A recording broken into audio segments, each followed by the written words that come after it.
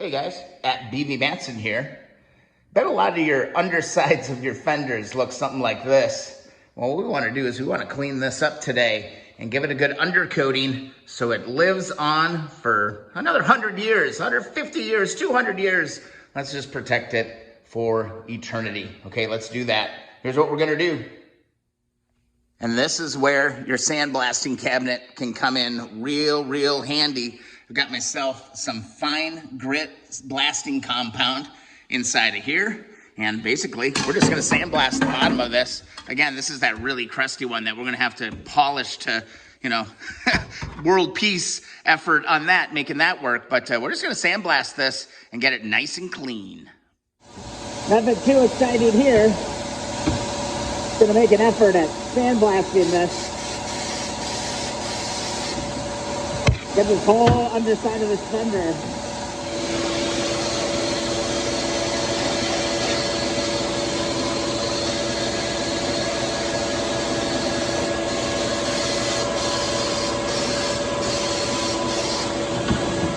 All right, there's kind of the first pass at it. Let's get in here. Grab this thing.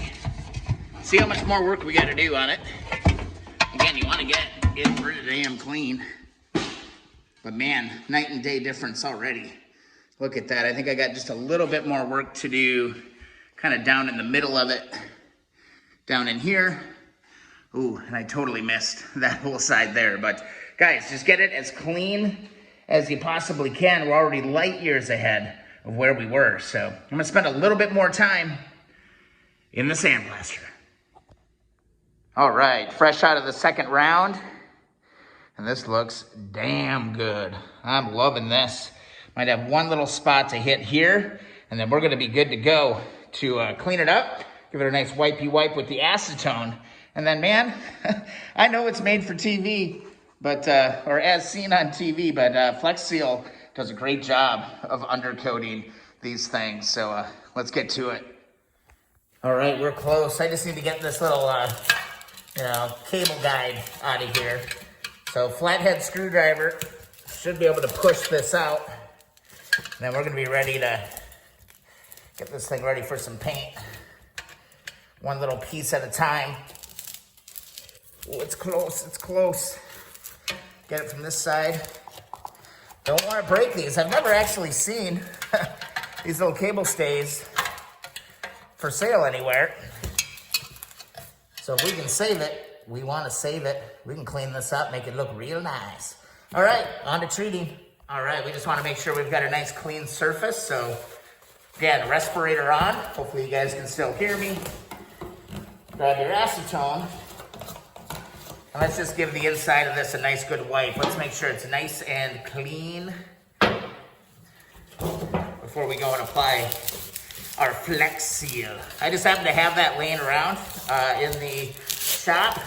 I've used it on, I think I used it on my 70, my first round, I think I had it. On the 72, I think I used 3M undercoating. But the Flex Seal is sitting on my shelf, and it's ready to be used. So let's use it. Let's use it up. Give this a nice wipey wipe. Let's get ready to spray some undercoating. Right, before we paint, actually, I guess I don't need my respirator right now. I can take that off. I just want to tape off just a little bit of this inside bracket because I do want kind of a clean line. And I don't like that crazy overspray on stuff. So just some painter's tape. And I'll be able to do just a little bit of a line where that fender meets. It's like that. Come over to the other side. We'll do the same thing. Again, it's just kind of cosmetic, honestly. We don't want that undercoating splatter to be all messy. So just take some of that around there. Now, you could take the time to tape off, all of the different edges here. This stuff actually will scrape right off. So I actually just do a fast job of painting it, let it dry, and then I'll go and clean it up all later. So I just like that nice clean line right there as we get going. So time to shake your paint. Now this Flex Seal goes on pretty thick. So kind of got to keep it moving. It kind of like piddles out of the can, honestly. Like, look, it's not really a spray paint, but I'm just going to go gentle around the edges. We'll go back and clean that stuff up easy enough later on. And what you want to do is you want to do about 3 coats, letting each coat rest for between like 5 and 10 minutes. It seems to do pretty good when you do that. So, yeah, look at this kind of just piddles out of the pan, or out of the can. It's not a precision paint by any means, but it is quite effective. So we're just gonna let this rest for a little while. Make sure that you do get inside any kind of seams, up underneath the bends, and all of that. A little bit of a thick first coat, but hey, whatever. All right, we're back with sneaking our paint for our Flex Seal. We're ready to go ahead and put our second coat on here. Again, it's not dry, it's tacky, so it should all kind of congeal together very nicely. And again, just watch those little crevices. Make sure you get nice even coats. Again, I'm not too worried about the overspray on the part because it will clean off very easily once we get it all done. We'll make it look all nice and tidy. Now this stuff does take a while to dry, okay? It takes about 24 hours to really set up, so I'm not gonna be able to touch this part again for another day, but I got one more coat that I want to put on it. There we go. That's our last coat of Flex Seal. Now seriously, all you gotta do is let this bad boy rest for 24 hours. Check on it again tomorrow, and we should be able to see if we can tackle some of this nasty chrome on the other side. We'll see if there's actually any chrome left. I got my doubts, so we'll see how it goes. All right, and one other little tip, guys. If you don't use the whole can, I've still got about a quarter of a can left here. Before you store it, tip that can upside down and spray it out. Make sure you clean that nozzle real good so you can avoid the drippy drips next time you gotta use it. And that's that, guys. Pretty easy. I'm telling you, the upgraded air compressor that I got is a game changer. Sandblasting this before would have taken me forever. It would have taken me forever with my single horse 10-gallon.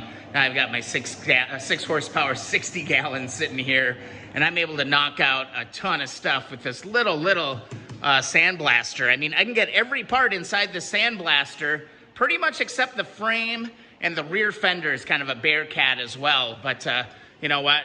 For those bigger parts, this works actually pretty well. I actually did the bottom side of the rear fender with this.